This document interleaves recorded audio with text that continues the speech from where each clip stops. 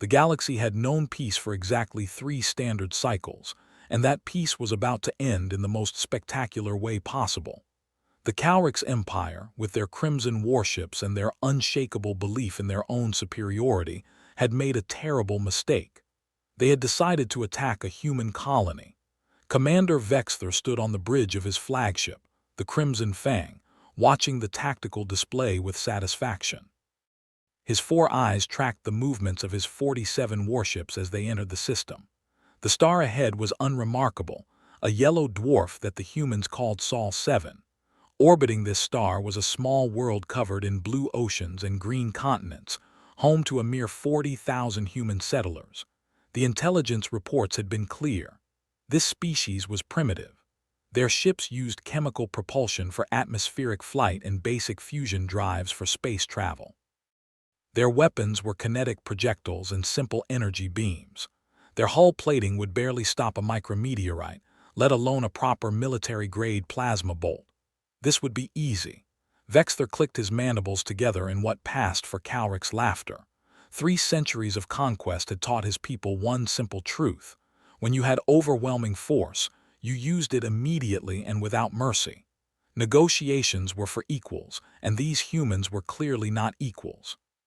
His communications officer, a young Calrix named Trelvax, turned from his console.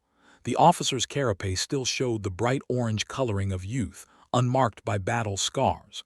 "Commander, we are receiving a transmission from the planet's surface. They are requesting we identify ourselves and state our intentions." Vexthor waved a clawed hand dismissively. "Ignore it. What do they have for defensive capabilities?" The tactical officer brought up a detailed scan on the main view screen. Orbital platforms equipped with mining lasers, approximately 20 small patrol craft, and what appears to be a planetary shield generator. However, the generator is clearly designed for meteorite protection, not military-grade weapons.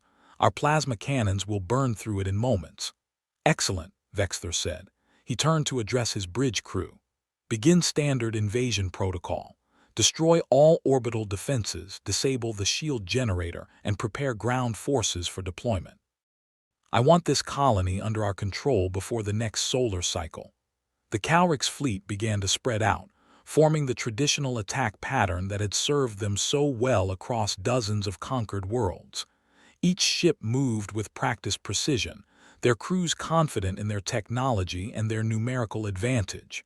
They had done this before. They would do it again. On the surface of the colony world that humans had named New Portland, Governor Kate Morrison stood in the command center, watching the approaching alien fleet with growing dread. She was 52 years old, with gray hair pulled back in a practical bun, and lines on her face that spoke of years spent building something from nothing.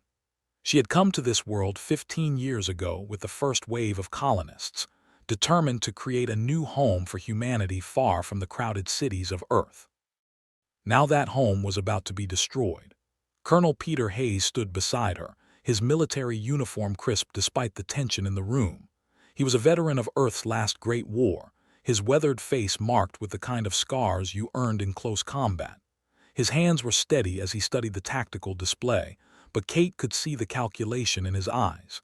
He was counting their forces against the enemy and coming up short every time. How long until they reach firing range? Kate asked, keeping her voice level. The command center was full of young technicians and officers, and they needed to see their leaders staying calm. Hayes consulted his datapad. 90 minutes at their current speed, maybe less if they accelerate. I've already given the evacuation order. We can get maybe 10,000 people off-world if we use every transport we have, but that still leaves 30,000 with nowhere to go. Kate felt her stomach tighten. 30,000 people. Families who had trusted her leadership, children who had never known any home but this one. What about the defense grid? Our mining lasers might scratch their paint, Hayes said bluntly, and our patrol boats are designed for asteroid herding, not combat. Governor, I'm not going to lie to you. We can't win this fight. Have you sent the distress signal? Transmitted to Earth the moment they entered sensor range. But even at maximum FTL speed, the nearest military response is 3 weeks away. Hayes paused, then added quietly, "We'll be conquered or dead in 3 hours." Kate nodded slowly. She had known this moment might come. Every colony governor received the same briefing about hostile alien contact. The galaxy was vast and not everyone in it was friendly. But knowing it intellectually and facing it in reality were two very different things. Then we evacuate who we can and prepare for ground defense, she said. Get our security forces into position. If they want this colony, they'll have to take it building by building. Hayes started to respond when one of the sensor technicians, a young man named Danny Crawford, suddenly sat bolt upright at his console. "Sir, Governor, I'm picking up something strange." "Strange how?" Hayes asked, moving to look over the technician's shoulder. Danny's hands flew across his controls, pulling up multiple sensor readings. "There's a massive gravitic distortion forming at the edge of the system. It's not natural. Something is coming out of FTL space, but the signature is enormous. I've never seen anything like this." Kate felt a flicker of hope. Could it be reinforcements from Earth?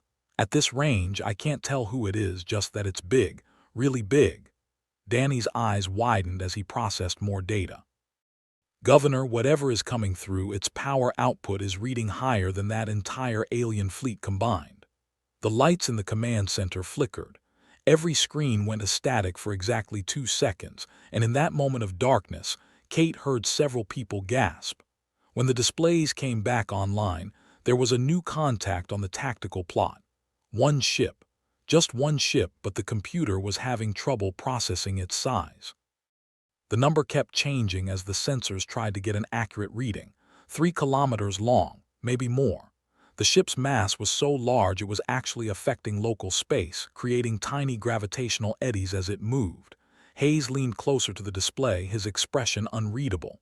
"Danny, what am I looking at?" The technician's voice shook slightly. "IFF beacon identifies it as UESN Valiant, sir. United Earth Space Navy. It's one of ours." Kate felt her knees go weak with relief. She grabbed the edge of the console to steady herself. "We have a battleship. Since when do we have battleships?" "Apparently since now," Hayes said, and for the first time since the aliens appeared, he was smiling. "Earth has been busy." On the bridge of the Crimson Fang, Commander Vexther was experiencing an emotion his species rarely felt: fear. The massive human warship had appeared without warning, its arrival tearing a hole in normal space that sent gravitational ripples across the entire system. His sensors were screaming warnings about power levels, weapon signatures, and armor density. His tactical officer's voice cracked as he delivered his report. "Commander, that vessel's primary reactor output exceeds our entire fleet's combined power generation by a factor of 7. Its main weapons batteries are each drawing more energy than our flagship's primary cannon. The hull composition reads as layered neutronium composite with adaptive shielding. I don't even have a classification for some of the systems I'm detecting." "That's impossible," Vexther said, but his voice lacked conviction.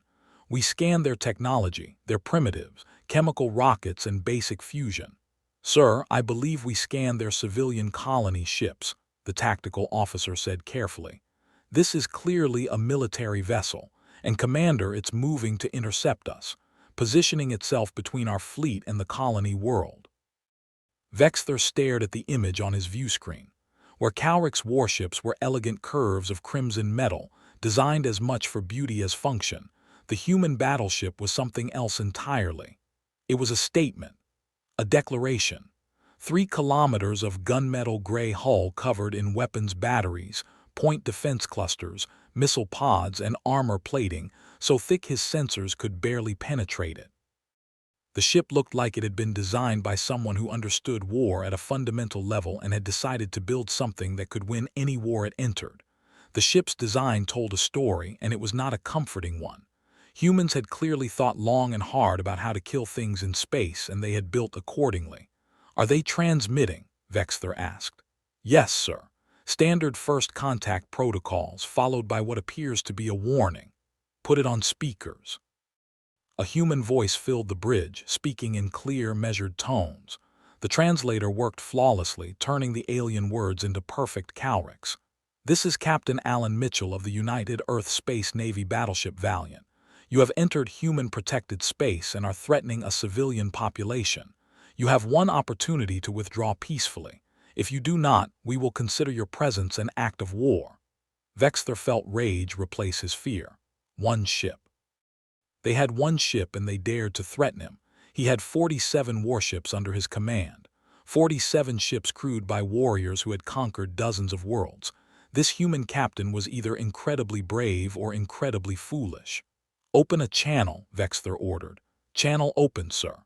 "Human captain, I am Commander Vexthor of the Calrix Empire. You are outnumbered 47 to 1. Your vessel, while impressive, cannot possibly stand against our fleet. Withdraw now and we will spare your colony for the time being. Refuse, and we will destroy your ship and enslave every human on that world." There was a pause. Then the human captain responded, and Vexthor heard something in his voice that sent chills down his carapace. It was not fear or uncertainty. It was the calm confidence of a predator that had just spotted prey. "Commander Vexthor, I appreciate the warning, but I'm afraid I must decline. This colony is under Earth's protection. Those 40,000 people down there are my responsibility. You've threatened them, which means you've threatened Earth, and Earth does not negotiate with aggressors." "Then you will die," Vexthor said. "Maybe," the human captain replied. "But you first. Final warning, Commander, withdraw now or face the consequences." Vexthor cut the channel. He had given the human a chance. Now he would destroy this arrogant captain and his oversized ship. Then he would take the colony as planned and send word back to the Empire about this new species that needed to be taught proper respect. "All ships, attack formation," Vexthor ordered. 20 ships, break off and engage that battleship. The rest, continue toward the colony. Once that ship is destroyed, we proceed as planned. 20 Calrix warships broke from the main formation and accelerated toward the Valiant. Their plasma cannons began charging, building up the devastating energy blasts that could melt through most ship armor. The attack was coordinated, timed so that all 20 ships would fire simultaneously and overwhelm the human vessel's defenses. They expected the human ship to turn and flee. Any rational captain would see the odds and retreat, hoping to preserve his ship for a future engagement. Instead, the Valiant did something that made Vexthor's blood run cold. It accelerated directly toward the attacking ships. On the bridge of the USS Valiant, Captain Alan Mitchell sat in the command chair with the kind of calm that came from extensive combat experience. He was 48 years old, with close-cropped gray hair and eyes that had seen too many battles. His uniform was immaculate, but the Medal of Valor pinned to his chest spoke of actions that were anything but ceremonial. He had fought in the Proxima conflict and the Titan Rebellion. He knew what war looked like, and he knew how to win. His bridge crew moved with practiced efficiency. They had trained together for 2 years, running combat drills until every action was automatic. The weapons officers knew their firing solutions. The engineering team could reroute power in seconds. The helm could execute evasive maneuvers that would make a fighter pilot jealous. The Valiant was not just a ship. It was a weapon, and Mitchell and his crew knew exactly how to use it. "Tactical, what's our status?" Mitchell asked. Lieutenant Craig Palmer, the weapons officer, responded immediately. "All weapon systems online in green, sir. Main railguns charged and ready. Missile pods loaded. Point defense network active. Shield generators at maximum. We are ready for combat." "Communications, did they receive our warning?" Lieutenant Sophie Barnes nodded. "Yes, sir. They rejected it and ordered their ships to attack. 20 vessels are breaking off to engage us." Mitchell studied the tactical display. 20 ships against one seemed like bad odds, but only if you didn't know what the Valiant was capable of. The Calrix had made a fundamental error. They had assumed that bigger meant slower, that a massive battleship couldn't maneuver or respond quickly. They were about to learn otherwise. "All weapons free," Mitchell said calmly. "Engage at optimal range. Let's show them what Earth engineering can do." The Valiant's main railgun spoke first. 6 massive cannons mounted along the ship's spine fired in rapid sequence. Each cannon was a marvel of engineering, using magnetic fields to accelerate tungsten slugs to incredible velocities. The sound inside the ship was like thunder, a deep rolling boom that resonated through the hull. But in space, the projectiles flew silently. Each slug was the size of a freight train and traveled at a significant fraction of light speed. The kinetic energy was staggering. The Valiant's targeting computers, designed by people who had spent centuries perfecting the art of war, calculated every shot with precision. Lieutenant Craig Palmer watched his targeting display with focused intensity. Target 1, firing solution locked. Firing. The first Calrix ship exploded, not just damaged but completely destroyed. The tungsten slug punched through the ship's shields, through the armor plating, through the hull, through the reactor core. The ship went from functioning warship to expanding ball of plasma in less than a second. The second and third ships died the same way. By the time the Calrix captains realized what was happening and tried to take evasive action, it was too late. The Valiant's targeting system had already calculated their likely escape vectors and adjusted fire accordingly. Ships 4 through 6 died to the Valiant's laser arrays. Concentrated beams of coherent light carved through hulls like a cutting torch through butter. Where the railguns destroyed through raw kinetic force, the lasers were surgical precise, taking out engines and weapons with pinpoint accuracy before slicing through crew compartments. The Calrix ships finally managed to return fire. Plasma bolts streaked through space, converging on the Valiant from multiple angles. For a moment, the human battleship disappeared behind a wall of destructive energy. The Calrix captains allowed themselves a moment of hope. Nothing could survive that barrage. Then the weapon's fire cleared and the Valiant was still there. Its shields had absorbed the entire attack. The defensive field generators that Earth's best engineers had designed hummed quietly, bleeding off the excess energy into space. The ship's armor plating hadn't even been scratched. Shields down to 92%, the defensive systems officer reported. No damage to hull or internal systems. Mitchell nodded. Continue firing. Target their engines first. I want to disable them before we destroy them. The Valiant's missile pods opened. Hundreds of smart munitions launched, each one equipped with its own guidance system and target recognition software. They wove through space like a school of predatory fish, adapting their flight paths to avoid point defense fire and find weak spots in the Calrix ship's armor. The missiles didn't all hit at once. They struck in waves, each wave targeting a different system. The first wave took out shield generators.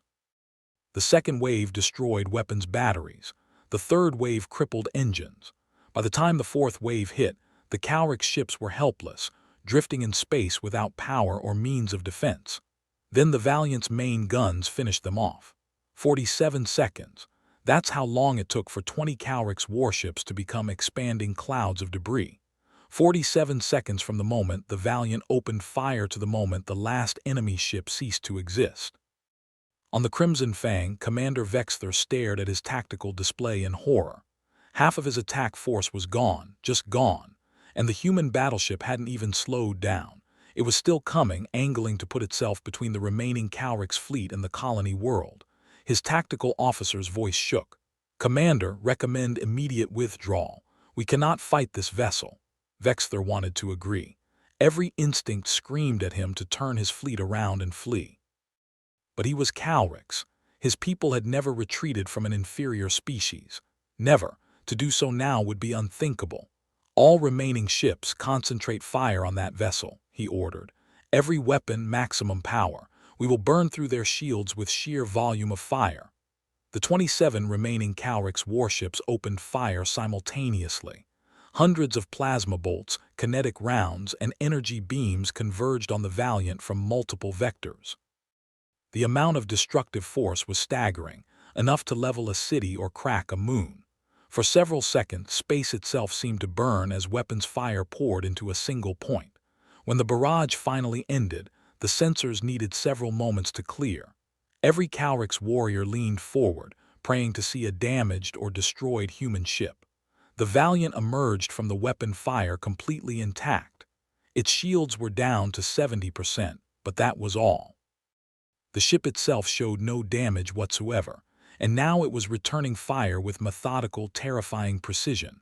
Mitchell studied the tactical plot with the cold calculation of someone playing a game he had mastered long ago.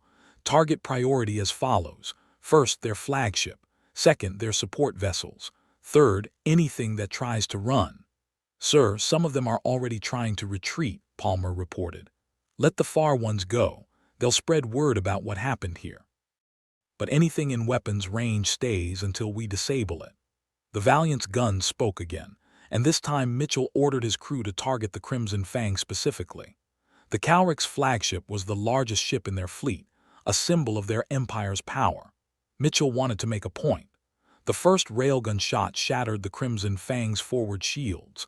The magnetic barrier that had protected Calric's warriors for 3 centuries collapsed like paper in a storm. The second shot punched through the armor plating at the ship's bow, the tungsten slug penetrating deep into the ship's interior. The third shot hit the main engineering deck, destroying primary systems and causing a cascade of failures throughout the vessel. Commander Vexler felt his ship dying around him. Emergency klaxons wailed as compartments decompressed and reactor containment began to fail. His crew scrambled to contain the damage, but it was hopeless. The human weapons had torn through his flagship like it was built from scrap metal. He had one chance left, one way to make his death mean something. "Helm, ramming speed," Vexler ordered, his voice tight with pain and determination. "If we die, we take them with us."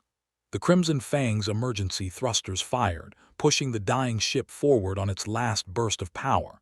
It accelerated directly toward the Valiant's bridge section. Vexler's mandibles clicked in grim satisfaction. Even these powerful humans couldn't survive a collision at this velocity. His ship massed 200,000 tons. The impact would tear through any armor, any shield. On the Valiant, Lieutenant Sophie Barnes called out the alert. "Captain, their flagship is on a collision course. Impact in 15 seconds. "Noted," Mitchell replied without visible concern. "Deploy kinetic barriers and prepare the ventral batteries. Let's show them what close-range defense looks like." The Crimson Fang was 3,000 meters from impact when the Valiant's close-range defense system activated. Magnetic fields strong enough to bend starlight manifested directly in front of the human battleship. The fields were designed to stop incoming projectiles, but they worked just as well on ships. The Crimson Fang hit the barrier and stopped as if it had struck a solid wall. The ship's momentum was arrested so suddenly that every structural member failed simultaneously. Metal screamed and tore. Bulkheads collapsed. The ship folded in on itself, crumpling like a tin can crushed in a vise. Before the wreckage could drift away, before any escape pods could launch, the Valiant's ventral weapons batteries opened fire at point-blank range. Laser beams carved through what remained of the flagship, heating metal to plasma temperatures.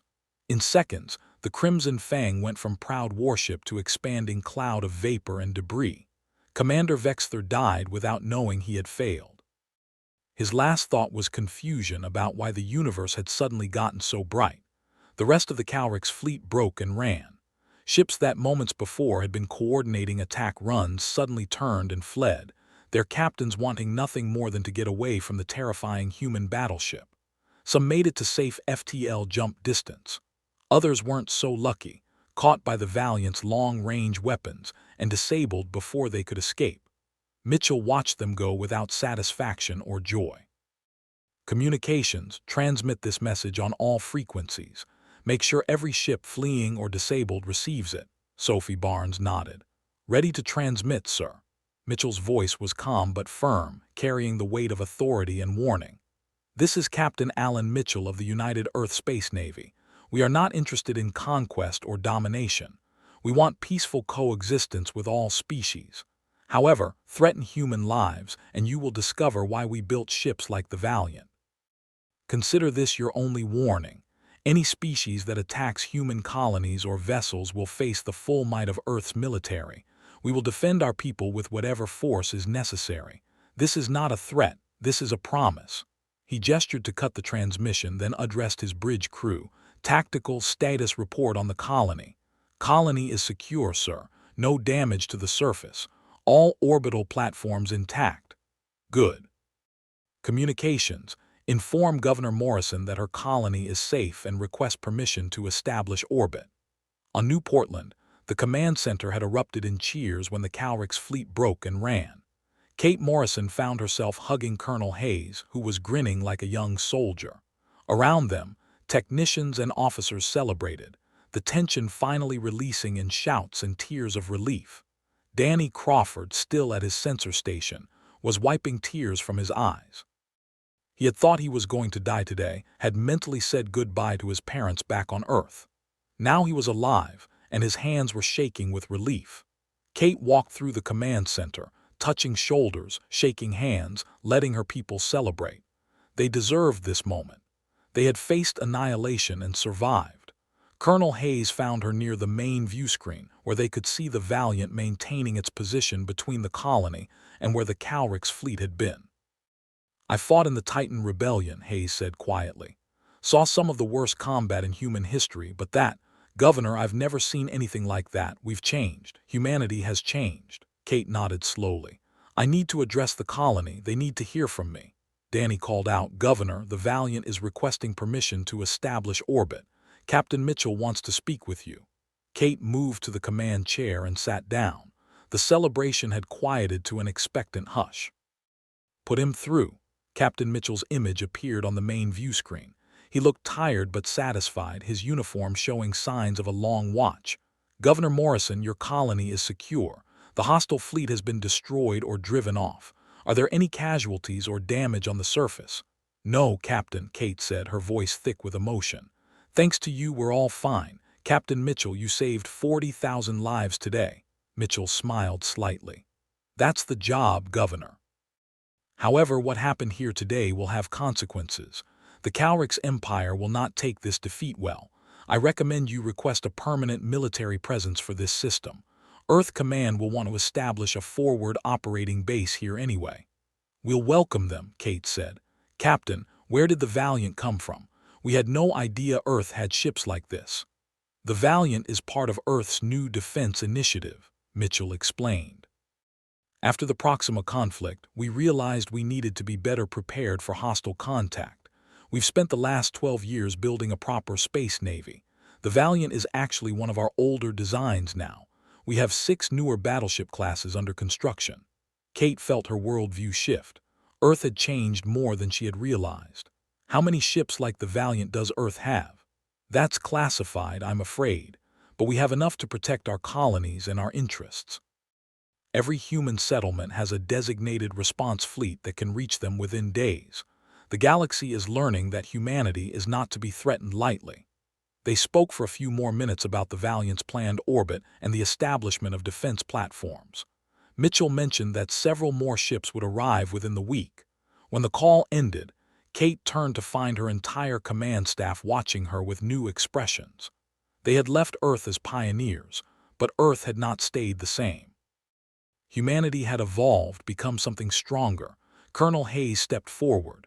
"Governor, with your permission, I'd like to coordinate with the Valiant security teams to assess our ground defenses." Kate nodded. "Do it. Danny, I want a full sensor analysis of the battle." "Already on it, Governor," Danny said. Kate allowed herself a moment to breathe. They had survived because Earth had been watching, because humanity had grown powerful enough to protect its own. 3 days later, word of the Battle of New Portland had spread across the galaxy faster than anyone expected. The Calrix survivors had made it home and delivered their reports, complete with tactical recordings of the engagement. The videos showed the destruction of 30 Calrix warships by a single human vessel, and within hours, those recordings had been shared with dozens of other species. Military analysts across the civilized galaxy studied the footage, and every one of them reached the same conclusion. Humanity was dangerous. Very, very dangerous. On the Calrix homeworld, deep in the heart of the Empire's military command complex, the Supreme Commander gathered his war council to watch the recordings. The room was circular, with holographic projectors at the center that could display tactical data in 3 dimensions. Around the room sat 20 of the Empire's most experienced military leaders, each one responsible for fleets that had conquered worlds and subjugated species. The Supreme Commander was ancient by Calrix standards, his carapace scarred from 100 battles and darkened with age until it was almost black. He had led the Empire for 40 standard cycles and had never known defeat. Today, he watched his assumptions about the galaxy crumble. The room fell silent as they watched the Valiant systematically destroy their fleet. The holographic display showed every angle, every weapon strike, every failed Calrix attempt to respond. The tactical computer kept providing analysis, calculating hit probabilities and shield effectiveness and weapon yields. Every calculation said the same thing. The human battleship was operating on a level of military technology that the Calrix had never encountered. When the videos ended, showing the final moments of Commander Vexther's flagship crumpling against the Valiant's kinetic barrier, the Supreme Commander remained still for a long moment. His war council waited, knowing better than to speak before their leader had processed what they had seen. Finally, the Supreme Commander spoke into the heavy silence. "How is this possible? Our intelligence said they were primitives. Our scouts reported chemical rockets and fusion drives barely advanced enough for interplanetary travel." One of his senior military advisors, an old warrior named Krelvox, answered carefully. His carapace bore the scars of the Sigma campaign, where the Calrix had fought a desperate war against a species that had nearly matched their technology. He knew what advanced warfare looked like, and what he had just witnessed was beyond anything in Calrix experience. "Supreme Commander, I believe our intelligence was accurate at the time of collection. We scanned their colony ships and civilian infrastructure approximately 10 standard cycles ago. What we failed to account for was the possibility that they kept their military technology hidden, or perhaps they developed it after our initial scans. Some species do this deliberately, showing weakness to potential threats while building strength in secret. The humans appear to be one such species. Either way, the result is clear. This species has mastered war in ways we never anticipated." Another advisor, younger and more aggressive, spoke up. His name was Drelkax, and he commanded one of the Empire's largest battle fleets. He had built his reputation on aggressive tactics and overwhelming force. "Surely, we can overwhelm them with numbers. We have thousands of ships spread across our territories. They cannot have many vessels like this Valiant. If we gather our full strength and strike at their homeworld, we can crush them before they become a greater threat." The room murmured with agreement from some of the younger commanders, but Krelvox shook his head firmly. "Watch the recordings again. Do not just look at the weapons or the shields. Look at how their crew operates, the precision of their weapons fire, the efficiency of their tactics, the way their captain commanded his ship without hesitation or doubt. This is not a species that stumbled upon powerful technology by accident. This is a species that has spent generations, perhaps centuries, perfecting the art of combat. Their captain barely seemed concerned when outnumbered 47-1. That speaks to confidence born of experience and training, not arrogance or foolishness." The Supreme Commander watched the footage play again in slow motion. The Valiant's movements were calculated, almost beautiful in their efficiency. Every shot was placed with precision. Every defensive action was timed perfectly. This was not how you fought when you were desperate or lucky. This was how you fought when you had done it 1,000 times before and knew exactly what would happen. "Explain," the Supreme Commander ordered. Krelvox stood and manipulated the holographic display, highlighting specific moments from the battle. "Here, see how they targeted our ships. They did not simply fire randomly or aim for the largest targets. They calculated weak points in our armor, targeted our shield generators first, then our weapons, then our engines. This is not instinct. This is doctrine, training, systematic warfare developed over many battles. And here, when Commander Vexther attempted the ramming attack, their defensive response was immediate and precise. They had already planned for that contingency. They knew what we would do before we did it." Another council member, an intelligence specialist named Vrelthar, spoke up. "I have been analyzing their ship design. It is not elegant like ours, not designed to impress or intimidate through beauty. It is purely functional.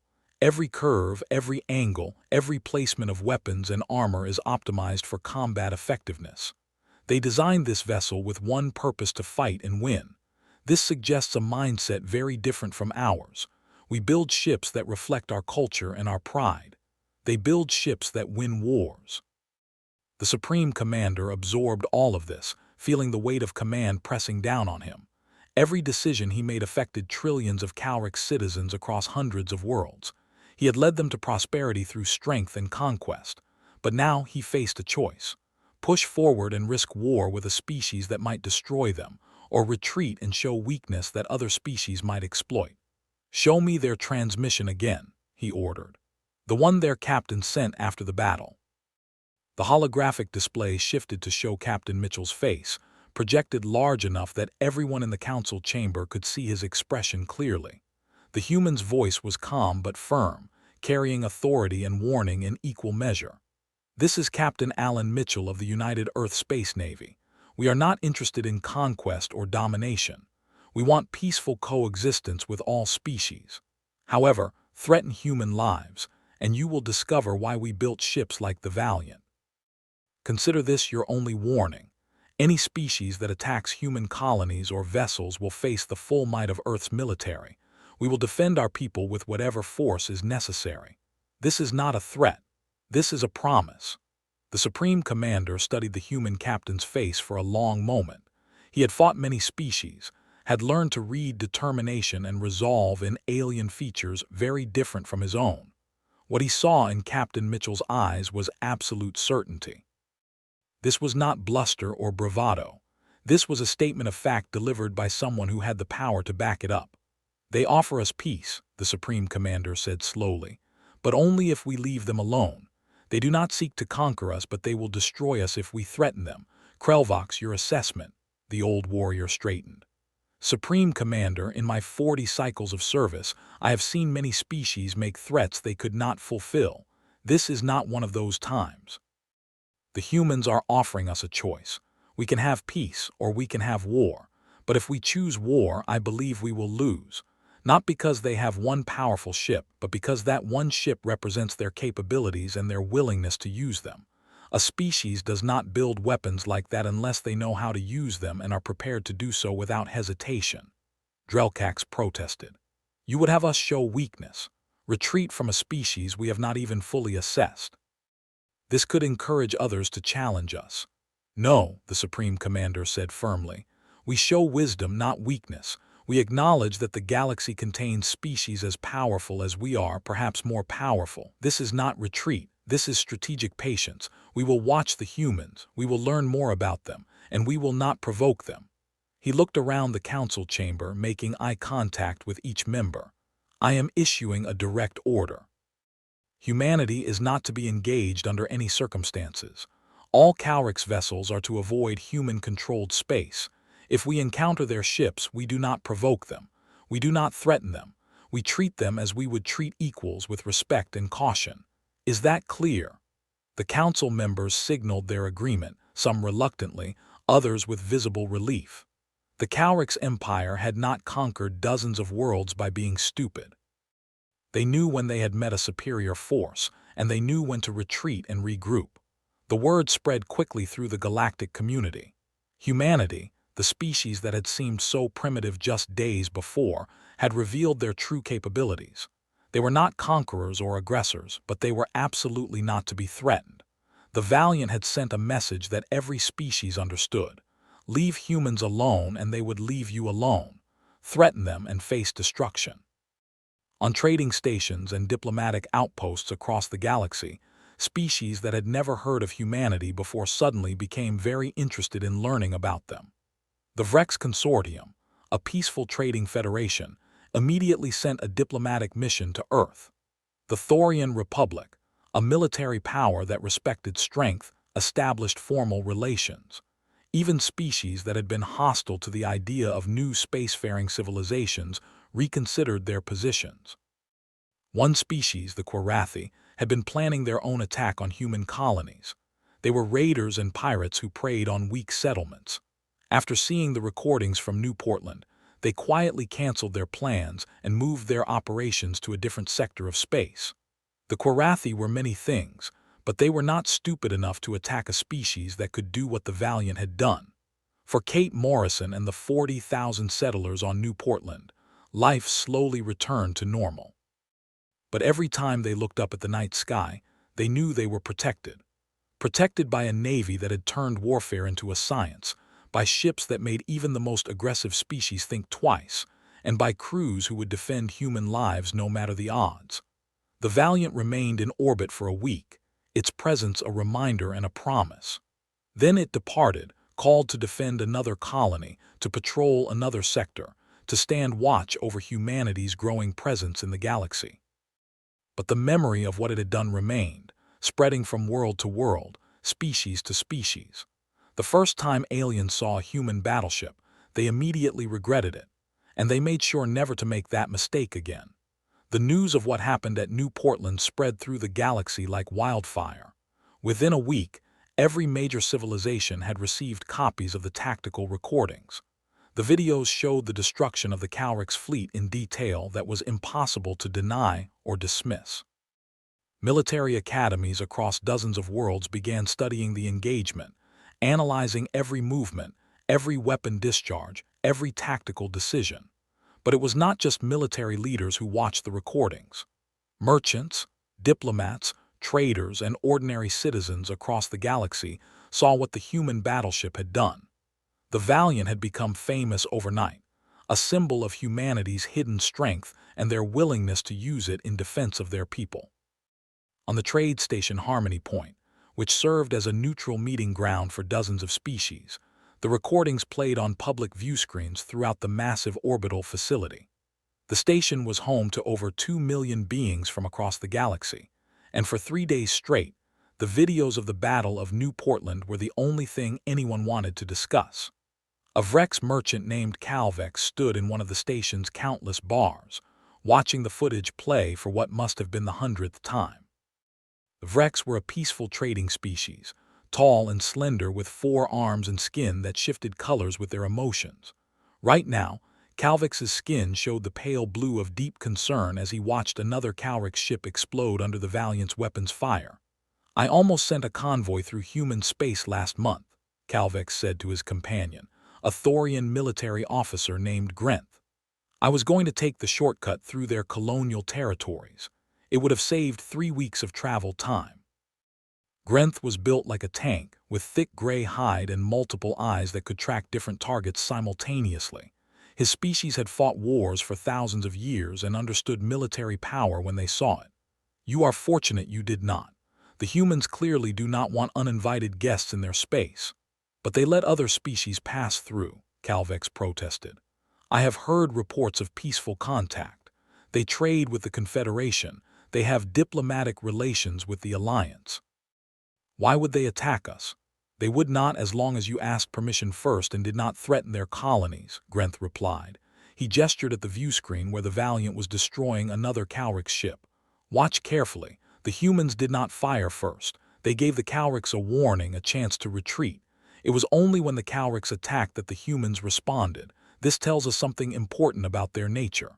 Calvex's skin shifted to curious green. "What does it tell us?" "That they are dangerous but not aggressive. They will defend themselves and their territory with overwhelming force, but they do not seek conquest.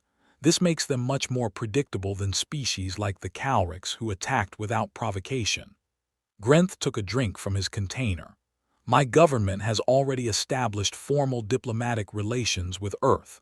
We respect strength, and the humans have proven they possess it." Similar conversations were happening across Harmony Point and on thousands of other stations, ships, and worlds throughout the galaxy. The human race had been an unknown factor, a new species just beginning to spread beyond their home system.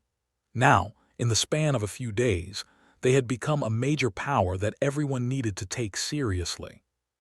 On Earth, in the gleaming towers of the United Earth Space Navy headquarters in Geneva, Fleet Admiral Richard Cole sat in his office reviewing reports from across human space.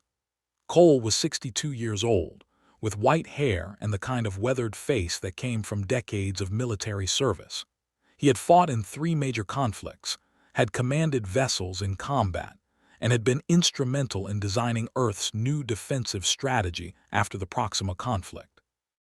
His aide, Commander Lisa Grant, stood beside his desk with a datapad full of information. "Sir, we are receiving diplomatic requests from 47 different species. They all want to establish formal relations with Earth.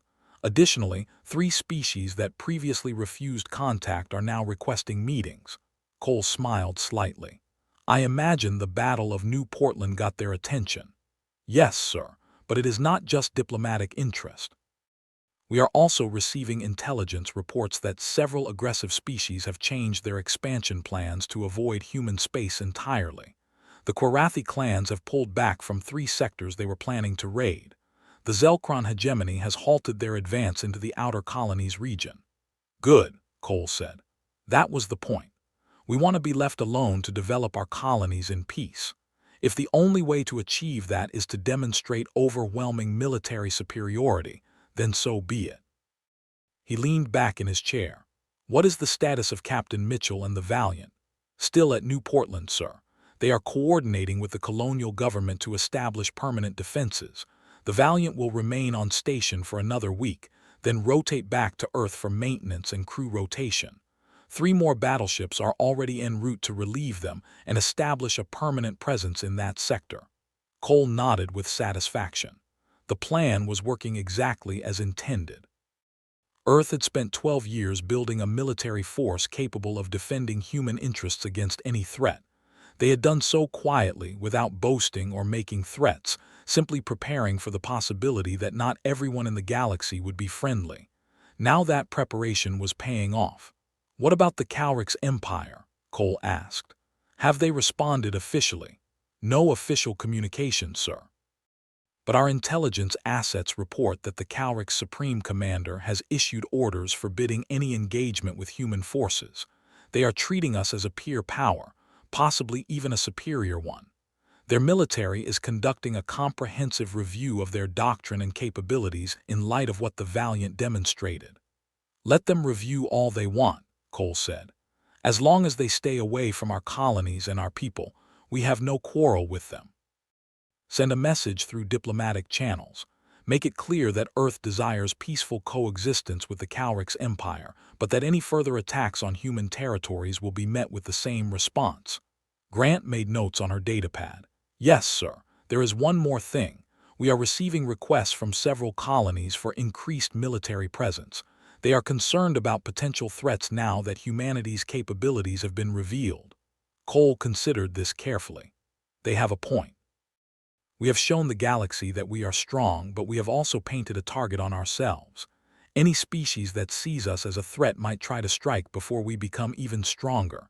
Increase patrols in all colonial sectors. Deploy additional battleships to strategic locations. I want every human settlement to know they are protected. Understood, sir. I will begin coordinating deployments immediately. After Grant left, Cole stood and walked to the window of his office. From here, he could see the orbital shipyards where Earth's fleet was being constructed. Dozens of vessels were in various stages of completion, from the skeletal frameworks of new battleships to the nearly finished destroyers and cruisers. Humanity was building an armada, and they were doing it with the kind of focused determination that had always characterized their species when faced with an external threat. Cole had studied human history extensively. He knew that humanity's greatest achievements often came when they were challenged, when they were forced to adapt and overcome. The discovery of hostile alien life had been just such a challenge, and humanity had responded by becoming something more than they had been. They had united, focused their resources, and built a military force that could stand against any aggressor. But Cole also knew the dangers of military power. History was full of examples of species that had built great armies only to turn them against each other or use them for conquest. Earth had to be careful, had to maintain the balance between strength and restraint. They needed to be strong enough to protect themselves, but not so aggressive that they became the very thing they feared. On New Portland, Captain Alan Mitchell stood on the observation deck of the Valiant, looking down at the colony world below. From orbit, New Portland looked peaceful and beautiful. Blue oceans, green continents, white clouds drifting across the surface. It was hard to believe that just a week ago, this world had been hours away from invasion and conquest. Lieutenant Sophie Barnes joined him at the viewport. She had been with Mitchell for 3 years, serving as his communications officer through multiple deployments. She was 31 years old, brilliant at her job, and had a talent for reading between the lines of diplomatic messages. Captain, we just received word from Fleet Command. 3 more battleships are on their way to relieve us. The Defiant, the Resolute, and the Guardian. They will establish a permanent defensive perimeter around New Portland and the surrounding systems. Mitchell nodded. Good. This colony has been through enough. They deserve to feel safe. Sir, can I ask you something? Barnes hesitated, unusual for her. When the Calrix fleet arrived and you saw we were outnumbered 47-1, were you worried at all? Mitchell smiled slightly. Of course I was worried. Anyone with sense would be worried facing those odds, but I also knew what the Valiant was capable of, and I had confidence in our crew. We have trained for scenarios like this. We ran simulations of being outnumbered and facing multiple hostile vessels. The Calrix had numbers, but we had superior technology, better training, and the determination to protect our people. The recordings of the battle have spread across the galaxy, Barnes said. We are famous now. The Valiant is being called the ship that changed everything, that made the galaxy take humanity seriously. Fame is not why we do this, Mitchell replied. We are not here to be heroes or legends. We are here to protect human lives and ensure that our species can grow and prosper without fear. If the side effect of doing our job is that other species decide to leave us alone, then that is a positive outcome. But the moment we start thinking of ourselves as invincible or superior, that is when we will make mistakes. Barnes considered his words. Do you think there will be more attacks? Other species testing us to see if the Valiant's performance was a fluke? Possibly, Mitchell admitted. There are always aggressive species in any galaxy, always someone who thinks they can win through surprise or superior numbers or some clever tactic. But each time they try and fail, the message becomes clearer. Humanity will defend itself. We are not prey, and we are not easy targets. Down on the surface of New Portland, life was slowly returning to normal, though with significant changes. The colony now had a permanent military garrison of 3,000 personnel. Orbital defense platforms were being constructed in a ring around the planet. Ground-based missile batteries were being installed at strategic locations. New Portland was being transformed from a peaceful farming colony into a fortified position.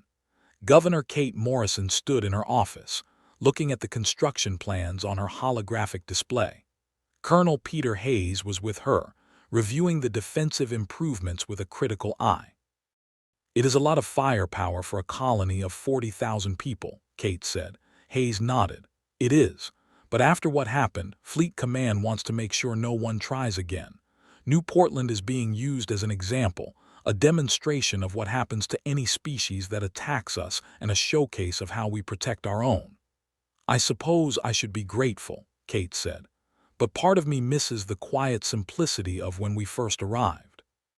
When our biggest concern was crop yields and water management, not military readiness and defensive perimeters. The galaxy has reminded us that we are not alone, and not everyone out there is friendly, Hayes said.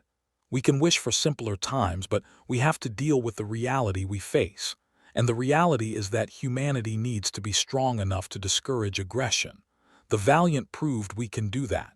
Kate's communication console chimed. She answered it to find Danny Crawford on the screen, calling from the command center.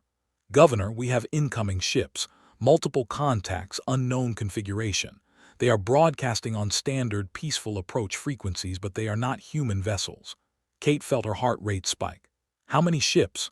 5, Governor. Mid-sized vessels appear to be transports or diplomatic craft rather than warships. They are requesting permission to enter orbit and meet with you. Kate looked at Hayes, who was already pulling up sensor data on his datapad. No weapon signatures that I can detect. They look legitimate. Could be the diplomatic mission we were told to expect. From which species? Kate asked. IFF signals identify them as Vrex Consortium vessels, Danny reported. They say they want to establish trade relations and formal diplomatic contact with the colony. Kate took a deep breath. Inform them they have permission to enter orbit, but they must maintain a distance of 1,000 kilometers from the planet's surface, and alert the Valiant. I want Captain Mitchell aware of any visitors.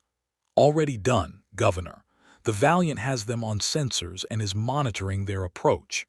The Vrex diplomatic delegation arrived 3 hours later. Kate met them in the colony's newly expanded diplomatic center, which had been hastily converted from what used to be a community recreation facility. The Vrex ambassador was named Telvex, and his skin showed the respectful purple of someone meeting a superior power.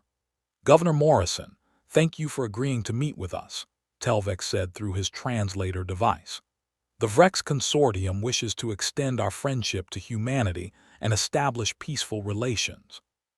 Kate, with Colonel Hayes standing behind her as a security presence, gestured for the Vrex delegation to sit.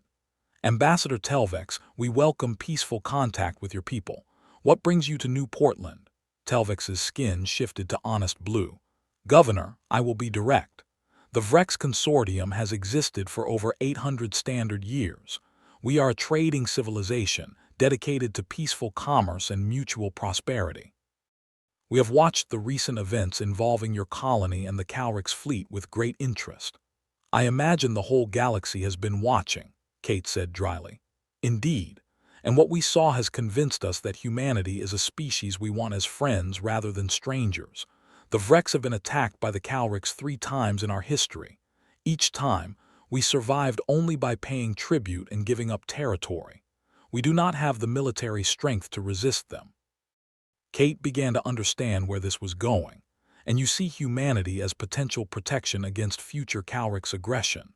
"Not just the Calrix," Telvex said. "There are many aggressive species in this region of space. The Quarathi raiders, the Zelkron hegemony, the Morkath swarms. The Vrex have always relied on diplomacy and paying off potential threats, but seeing what your battleship did to the Calrix fleet, we realize that there is another option. Alliance with a species strong enough to discourage aggression entirely." Hayes leaned forward slightly. "Ambassador, are you asking for a military alliance?" Telvex's skin shifted to cautious yellow. "We are proposing a mutually beneficial relationship. The Vrex have extensive trade networks, access to resources across dozens of systems, and relationships with many species. We can provide valuable intelligence about potential threats, trade routes, and diplomatic opportunities. In exchange, we hope that humanity might extend your protection to Vrex vessels and territories in the future." Kate considered this carefully. It was exactly the kind of decision that needed to be made by Earth's government, not by a colonial governor. But she also recognized an opportunity when she saw one. The Vrex could be valuable allies, and establishing good relations with a peaceful trading civilization could open doors throughout the galaxy. "Ambassador Telvex, I cannot make such agreements on behalf of all humanity. That authority rests with Earth's government. However, I can tell you that Earth values peaceful cooperation and mutual benefit. I will forward your proposal to Fleet Command and the Diplomatic Corps. They will contact your government to begin formal negotiations." Telvex's skin showed pleased green. "That is all we ask, Governor. The Vrex are patient. We are willing to prove our value as allies over time." The meeting continued for another hour, discussing trade possibilities, cultural exchange, and potential areas of cooperation. By the time the Vrex delegation departed, Kate felt optimistic about humanity's future relationships in the galaxy. Not every species was hostile.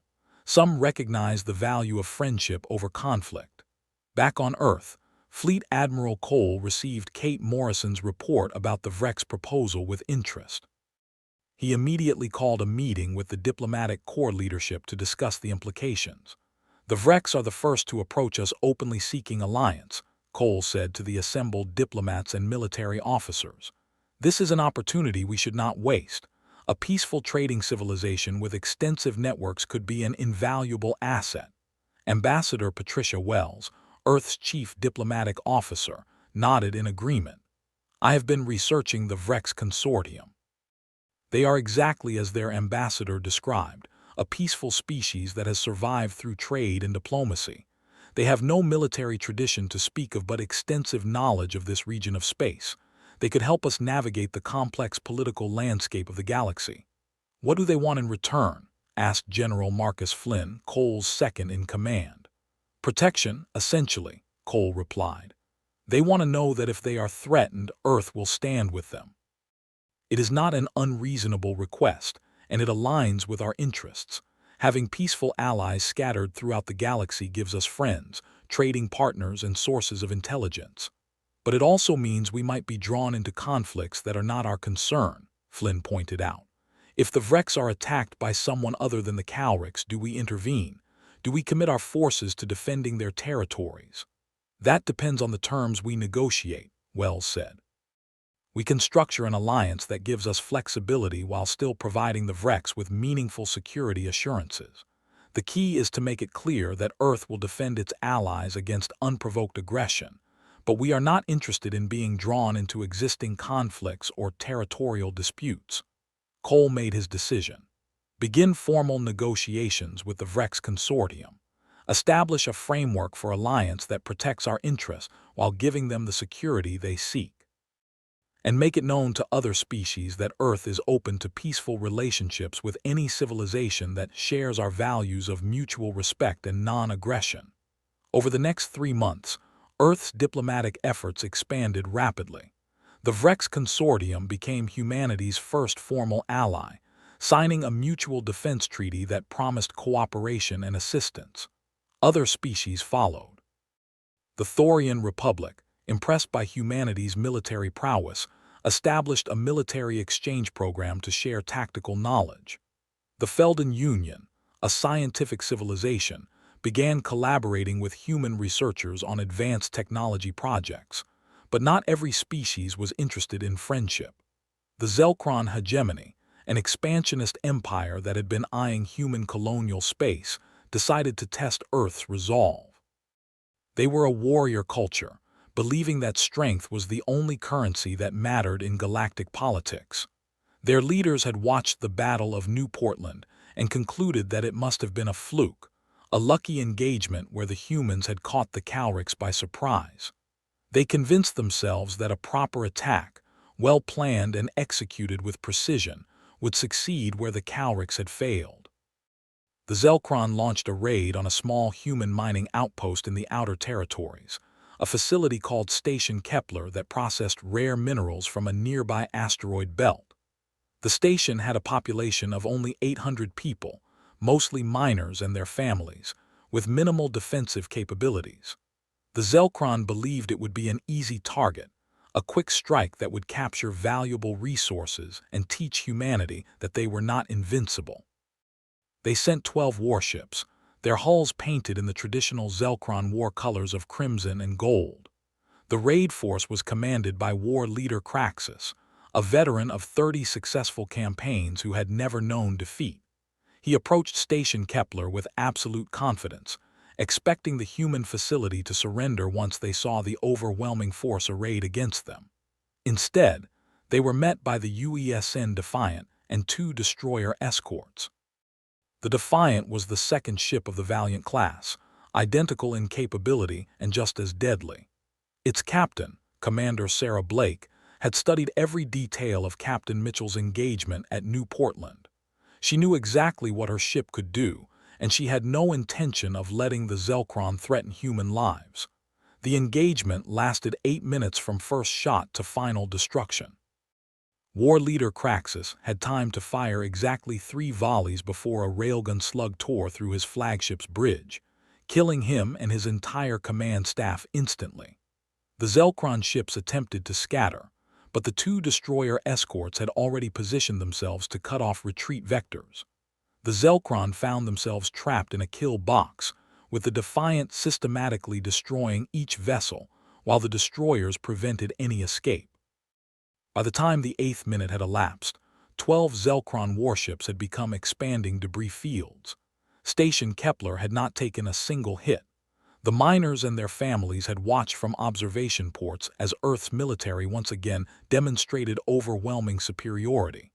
Commander Blake sent the same message that Captain Mitchell had sent to the Calrics, though she added her own personal touch. This is Commander Sarah Blake of the United Earth Space Navy battleship Defiant. You have attacked a human facility and threatened human lives. Your entire raiding force has been destroyed. Return to your leaders and tell them this.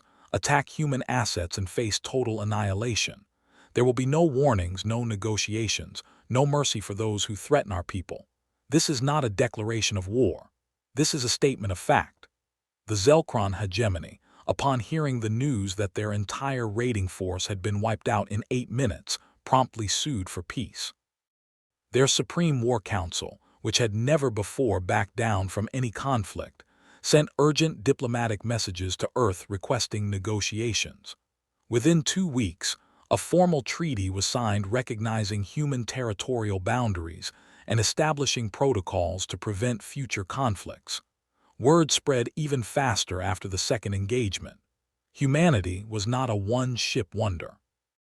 They had multiple vessels of terrifying capability, and they were willing to use them to defend their interests without hesitation or mercy. The message was clear and consistent across every encounter.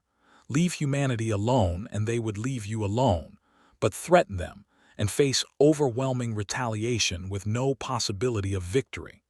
6 months after the Battle of New Portland, Captain Alan Mitchell returned to Earth for the first time in over a year. The Valiant entered orbit around humanity's homeworld to a hero's welcome. Millions of people watched the live feed as the massive battleship took its place among the growing fleet in orbit. News networks ran continuous coverage, and children waved flags bearing the Valiant's insignia. Mitchell had not expected this level of attention.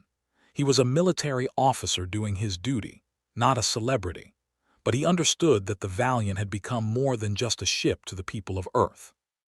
It represented their safety and strength in a dangerous galaxy.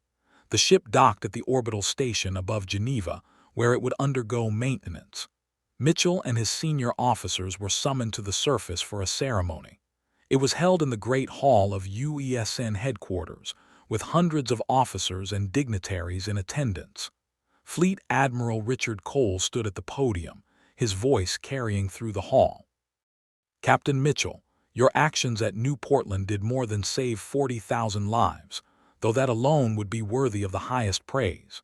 You sent a message to the galaxy that humanity will defend its people with absolute commitment and overwhelming force.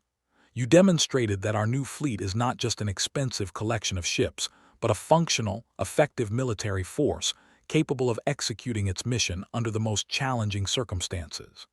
Mitchell stood at attention as Cole continued. "The Battle of New Portland has fundamentally changed how other species view humanity. We are no longer the unknown newcomers to be tested or the weak colonizers to be pushed aside. We are a power to be respected, and for those with hostile intentions to be feared.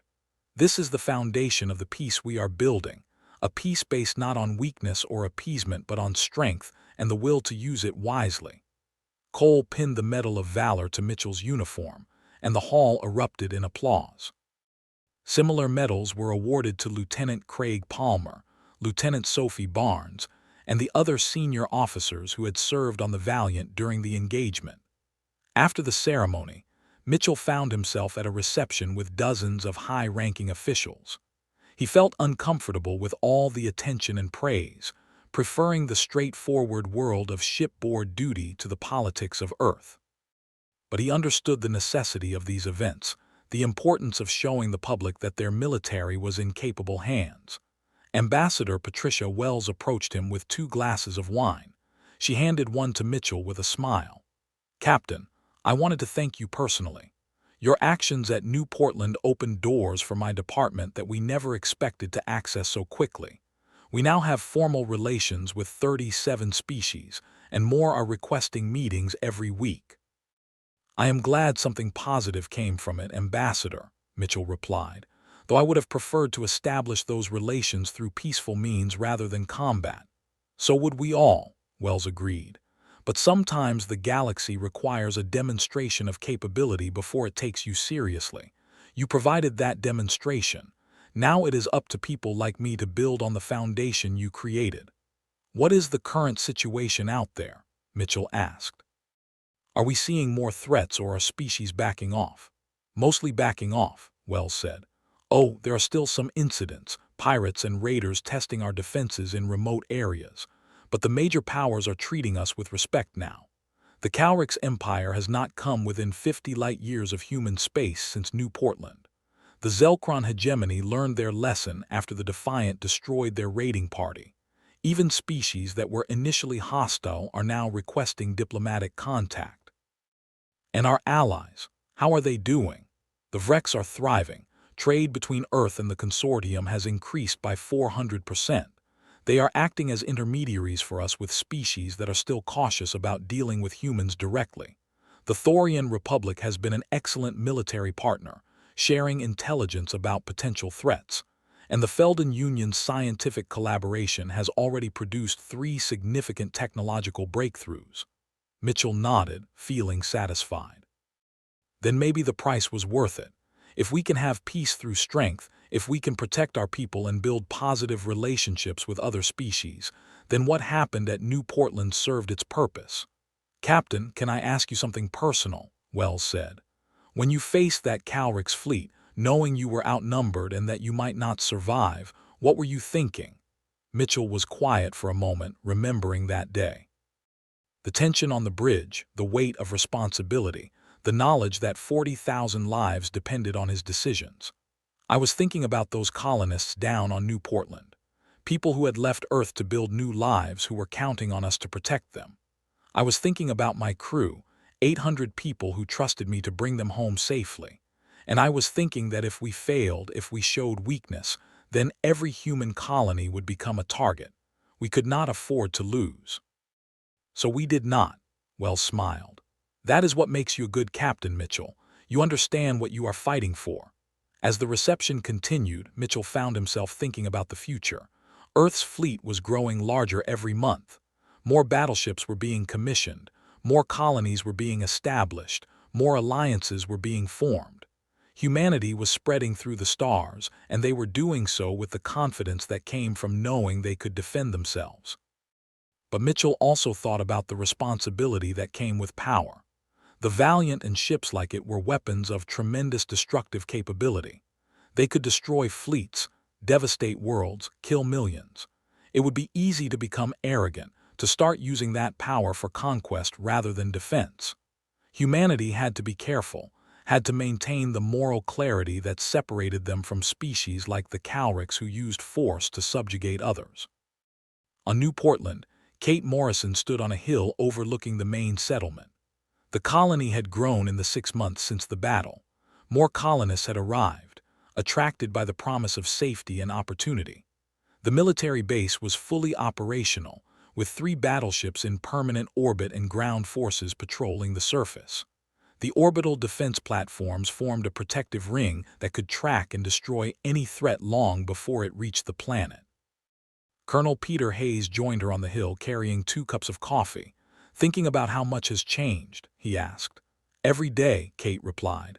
6 months ago we were farmers and miners hoping to build something peaceful and simple. Now we are a military stronghold and a symbol of humanity's strength." "Does that bother you?" Kate considered the question. "Yes and no. I miss the simplicity of what we had before. But I also sleep better at night knowing that we are protected, that my people are safe. The galaxy is not what we hoped it would be. There are hostile species out there, aggressive civilizations that see weakness as an invitation to attack. If we have to be strong to survive, then so be it." "Earth has changed too," Hayes said. "I received a message from my sister back home. She says the whole planet has united in a way she has never seen before. The discovery of hostile aliens has given humanity a common purpose, a reason to work together. All the old divisions and conflicts seem less important when you realize there are threats from outside." "That is something, at least," Kate said. "Maybe that is the silver lining. We became stronger not just militarily, but as a civilization. We learned that we need each other, that humanity has to stand together if we are going to make it in this galaxy." They stood in silence for a while, watching the sun set over New Portland's green hills. In orbit above them, the battleship Guardian maintained its eternal watch, ready to defend the colony against any threat.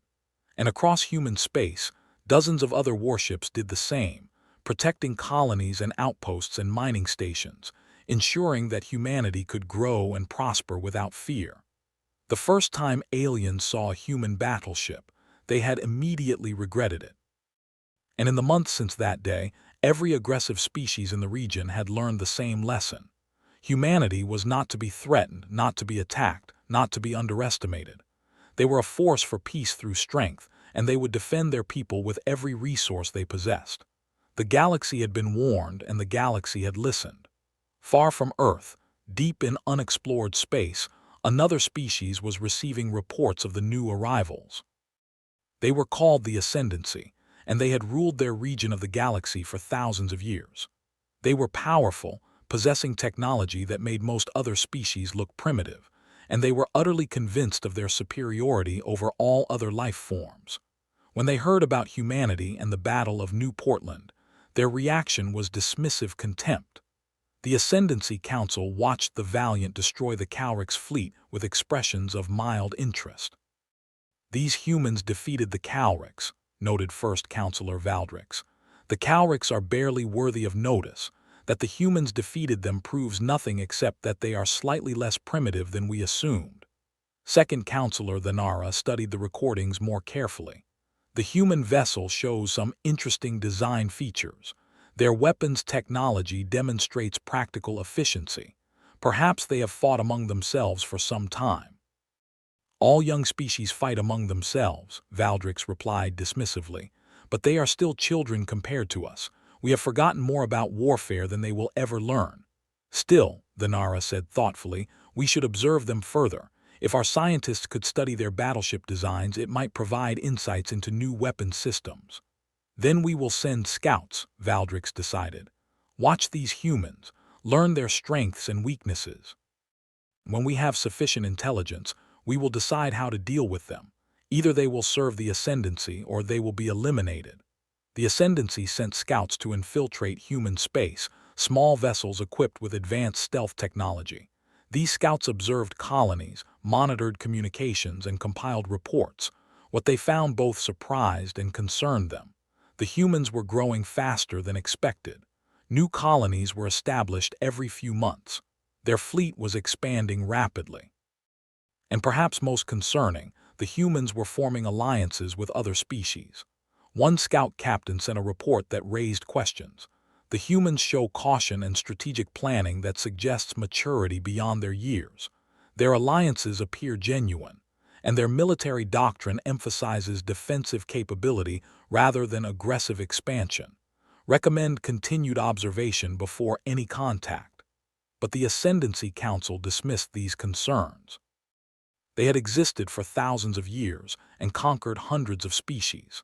The Council decided to continue observation while planning for the day when they would bring humanity under their control. That day would come eventually. The Ascendancy was patient.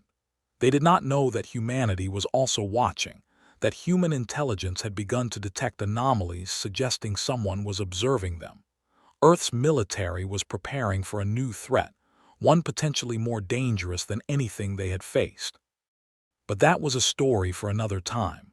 For now, humanity enjoyed the peace they had earned through strength. Their colonies grew, their alliances deepened, and their fleet expanded. Earth's children spread across the stars, protected by warships that made even the most aggressive species think twice before threatening them. Farmers planted crops on distant worlds. Miners extracted resources from asteroid belts. Scientists conducted research in orbital laboratories. And families built lives in communities that stretched across dozens of star systems. And somewhere in orbit around New Portland, Captain Alan Mitchell looked down at the world he had saved and felt satisfied that he had done his duty. The Valiant and its crew had given humanity something precious, the knowledge that they were not helpless, that they could face any threat and prevail. It was a good feeling, one that made all the danger and sacrifice worthwhile. The galaxy was vast and full of wonders and dangers in equal measure, but humanity was ready for both, armed with powerful ships, skilled crews, and the determination to protect their own no matter the cost. They had shown the galaxy what happened when you threatened human lives. They would not have to show it many more times.